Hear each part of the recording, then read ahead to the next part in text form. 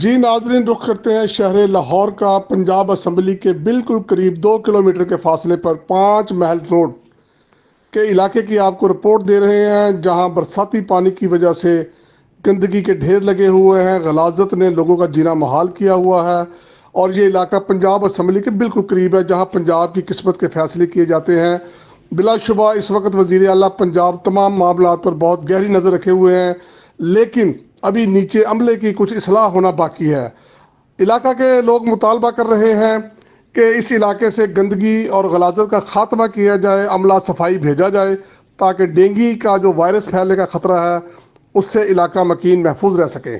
خصوصی رپورٹ نمائندہ DDNN عارف خان، لاہور۔